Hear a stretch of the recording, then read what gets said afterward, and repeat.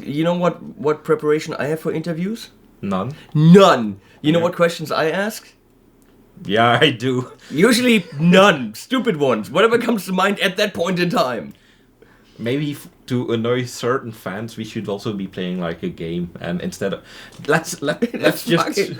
throw the questions away and let's play. Let's just play. What kind of color is my underwear? Well, I saw you this morning, so I know what kind of color. you're- Okay, shoot. What is it? Is it still the bright red with a hint of orange tangerine? It was actually fully orange, like the orange amp, but now it is super blue. That looks painful. Shouldn't have done that. Question 1. What is the most stupid thing you did today? Underwear. to get in key, and that's for later in the question. And then people tell other people that bass players are the dumb ones. I never said that. Hey, I play bass. I love playing bass. Yeah. So let's talk about bass. Come on. Yeah, you know what? Actually, I'm going to go with the questions. Elaborate where you want, or be to the point, or like give single word answers, and then it's going to be a 5-minute video instead of a Henning 40-minute video. Okay, we'll try to keep it short. I'm good at short stuff. I got compliments about long stuff this morning. It was written on a banana. It was written on a banana. Yep. Go! Thank you, Leslie. So, who do you think of when I say bass player? Right now, you. Wow. Okay. Right now, first thing, you. Thank you. Technically, actually, this is going to be great because even with my own questions, I'm going to go off in distances. I always consider myself not as a bass player, but as someone who plays bass. And there's a difference in there for me. Because a bass player is someone who professionally, or certainly on a high level, is constantly active with playing bass. I'm a very happy amateur. I just play bass. I'm not a bass player. Do you feel a difference in there? Because my thing is, I'd rather be a happy amateur than an unhappy professional.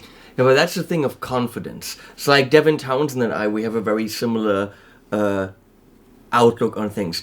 No one would ever say Devin Townsend is a bad musician, or Devin Townsend is a bad guitar player, or bad at anything. And Devin Townsend doesn't even think he's a musician. And I feel the same way. Like we talked about that in the interview we did, which was, 90 minutes long. But when I see a guitar player on stage or in a video or whatever, I'm like, dude, that guy can play guitar. But the funny thing is, even if I could play that stuff within 20 seconds, or I could play it better, faster, whatever, that doesn't register with me. I don't see myself as a musician at all. Have I produced, 20 albums, played all the instruments on it, and people say, oh, that's all really good shit. Doesn't matter. I look at musicians, I go like, whoa, that's awesome that he can do that. And I don't see myself as one. But that's has nothing to do with my abilities. It has something to do with self-image and self-confidence. So if you're saying you're a happy amateur and you're not a bass player, that simply probably is an issue you have, and not actually what you really are. Is you're a bass player because you pick up the thing, you know a couple of things about it, you played in a band. You know what? You're a bass player. You know what? I'm a guitar player. We don't see ourselves as that, but that's because we're fucked up in the head. And for that, I refer you to the video on Hennings' channel where we build a board. Yes, watch that. If you have a couple of hours left in your life. It's a board with 3 pedals and it takes quite a while to build. It's still not done. So, because I'm well prepared and I fear that not everyone is going to name someone I would call a bass player, who is your favorite bass player? And if you're saying you are, I'm finishing this interview right now. Two names come to mind. It's allowed on my channel. Okay. One, Sklar, because beard. And because Lee is just the nicest guy. And he has played on 1 million albums. And he plays like a bass player. He makes the song better. His note choice is amazing. but he doesn't, like, you know, say, hey, I'm here, hello, look at me, you know? Yeah. Any bass player that goes into the crazy tapping, slapping, and all that stuff, it's fun, it's cool, and Victor Wooten is amazing, but I like a supporting guy. So Lee is the guy. I love. I don't know a lot of his work, but I love Neil Stubenhaus because he played on my favorite Hanson album.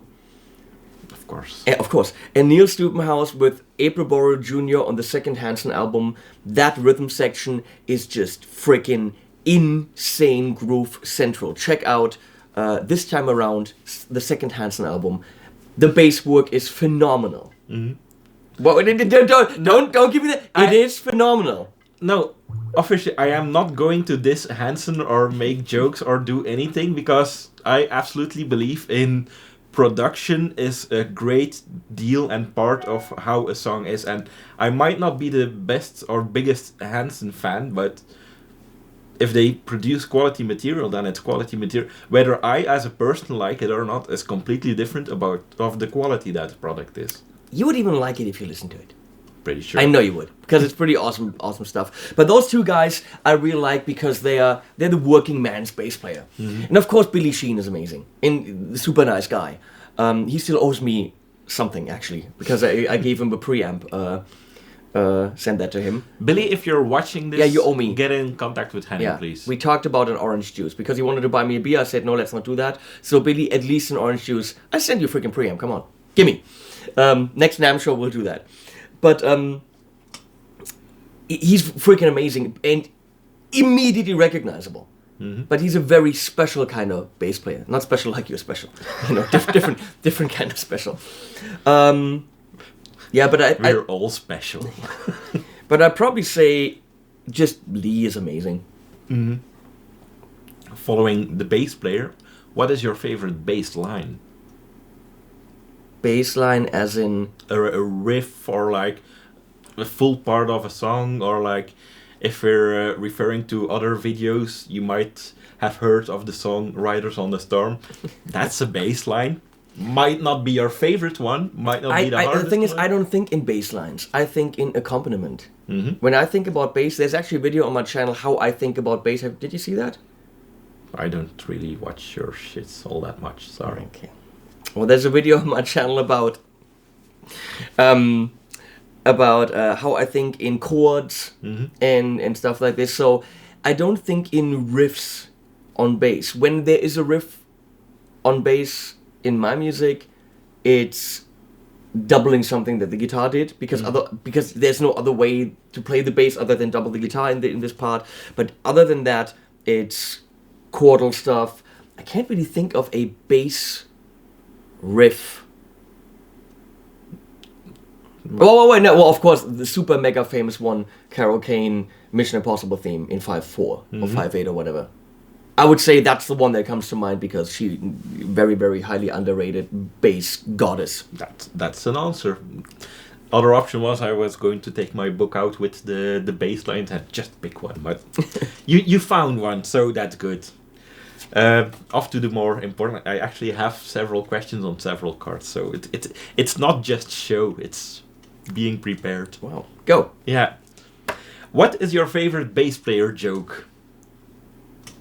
And if you don't know any, you haven't been watching Glenn's channel enough. There's tons of them. Yeah. Oh wait, okay. Well, of course, there's one that I think is funny. So bass player goes to I'm sorry guys. Yeah, no, he asked. Okay, it's okay to make fun of bass players. Like it's fun. Like it's okay to make fun of everyone. There's a difference between a joke and reality.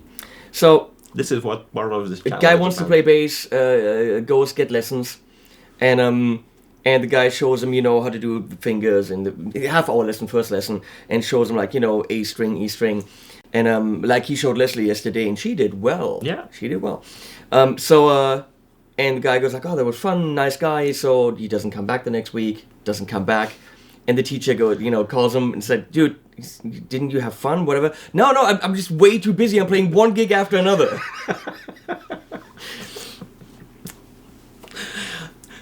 Are we going to write that bass player book that we were talking about?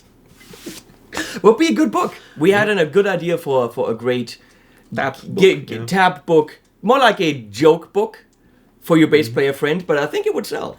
Yeah. I bet it would outsell your scissors. It would. And if Glenn helped us advertise it, we'd make tens and tens of dollars. Yeah, certainly. Yeah. But then we'd probably also have to pay like 20s and 20s of dollars to Glenn. Damn it. And he'd earn those. Let's be fair about that one. What would you like to plug or promote? I mean, besides your channel, because the link will be below, but is there like stuff that you've been seeing, that you've been doing, that you're planning, that you're like, people should know about this? No.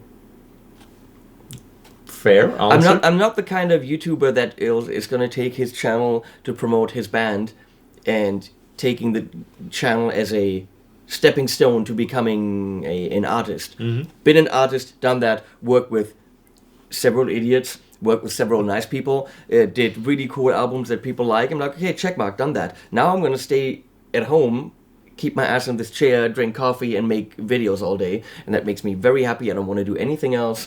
I don't want to tour. I don't want to produce more albums. Music industry's dead anyway. No, it's what I can promote is possibly, these really cool blue underwear that you can get at I don't know, somewhere. Get blue underwear. It's good stuff. Do that. I'm now picturing what kind of underwear I'm wearing, but I'm like, I'll keep it in my mind and in my pants. I don't keep it in my pants. Yeah, well. Okay, no, I got nothing to promote. Go to my channel, watch things. Good. If you don't like it, watch a couple more because I'm an acquired taste. Let's face it, people who are watching this probably already know who you are. I'll be level and realistic about it. But like, people who are watching this in the year 2020 when your channel finally is releasing the first couple videos. But quality videos. Yeah, of course. Quality Not videos. like this one. Yeah. Go. Final question, and actually this is one I have on my card and is inspired by you and your channel. What good cause, charity or organization is close to your heart? Because I see YouTube as a platform of sharing knowledge, but also like, let's try to be better people. Well, anything animal related. I know that I'm supporting some animal shelter in Thailand that's rescuing dogs. And by I'm supporting, that means Leslie used my PayPal account to send the money regularly, and I'll simply have to be okay with it. So anything Leslie's into when it comes to animals... I'm not going to make a joke about the words Leslie and the words into. No, don't do that. So that is in anything animal protection, animal shelter, all that stuff is of course something we should pay attention to. And when it comes to foundation, the Richard Dawkins Foundation of Reason and Science or something. Yeah. Let's not be stupid idiots and let's move forward. There's the Dark Ages were there. We're in another kind of Dark Ages. Some countries right now are some kind of, still in the Dark Even Ages. darker than dark. Yeah. So, you know what? That's the one I'll link in this video as well. So look below. it's a good foundation. It's simply saying people just don't be stupid. It's always better to... Actually, it's fitting for this channel and for being the first video here. Let's make people smarter. Let's just make people smarter. Even bass players? And that was Mr. Henning Pauly. Now get out of my shot. You're in my place. Yeah. So, do we both leave? Or actually, maybe I should have thought about something like to close it up, or like... Yeah, probably. Like fuck off now or something. Actually, that's another one. While I have you here, and while this is going to be a different kind of interview, I was wondering whether or not to censor this channel, and I'm like, you know what? No, we're adults. And even if you're not an adult and you're hearing words that mommy says you can't use, it's just words, and context means a whole lot of shit. Well, especially the word fuck. Yeah. I always tell Kiana's mom, who is very offended by the word fuck. Hi, Kiana's mom. Hi, Susan. It highly depends on the use. If I say, fuck you, you know what? Mm-hmm. I would never do that. I don't use the word in that way. No, when we have intercourse, you're always very polite when you're asking it. That's true. Wow. I'll rephrase it. Have you ever not been polite in asking or alluding to intercourse with me? I'm not going to go there. But what I was going to say is, if you use... I use the word as a positive stress. Mm-hmm. Meaning, that's fucking awesome. That simply makes it more awesome. Mm-hmm. Should I say, oh, this is more awesomer, which I also do. But if I'm excited, it comes out and I say, that's fucking beautiful, or that's fucking awesome, or that's fucking great. Okay? Mm-hmm. It is the most that you can stress a word. Yeah. Now, I might say, well, that was fucking stupid, but primarily about something I did. You know, I wouldn't necessarily throw that at someone else. Now, I don't say, fuck you, unless, you know, we're funny and it's... But not as an insult, because it's a very strong insult. I don't use that. I use it as a positive stress, and if it's used positively, mm-hmm. I think the word fuck is a positive word. Yeah. If it's used in negative, then it can be a very bad word. So I think context is everything when it comes to fuck. Yeah. And that's a good note to end this video on. Sorry, no animals at the end or anything. Why even not? With Henning. Actually, you know what? Just because it's you, I'm going to put Taylor in the end. And if you don't know who Taylor is, you'll find out right now. Who's Taylor?